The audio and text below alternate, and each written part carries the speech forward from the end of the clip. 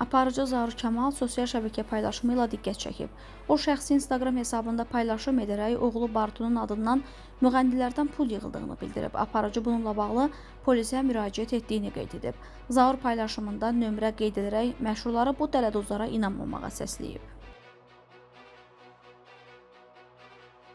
5 mərtəbəni faktiki mən qalxırdım. Bir 4-cü mərtəbədə təngənəfəslik olurdu.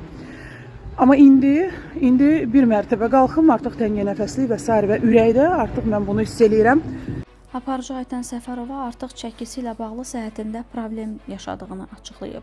Aparıcı son günlər görünüşü ilə bağlı ünvanına yazılan mənfi şərhlərə münasibət bildirib. Çox adam paylaşdığım videoda yazır ki, ay bu nə boydadır? Bəli, o boyda olmasam, mən niyə arıqlamağa çalışım ki? İnsan çalışır həmişə qəşəng giyinsin, ört bastır etsin, amma bu sağlamlığa toxunanda artıq sən anlayırsan. 100 metr gedən kimi təngənəfəslik başlayır. Əvvəl 5 mərtəbəni qalxırdım, 4-cü mərtəbədə təngənəfəs olurdum. Amma indi bu bir mərtəbə qalxmaqda bəs edir. Ürəyimdə də bunu hiss edirəm. Ay effekt, gözəllik.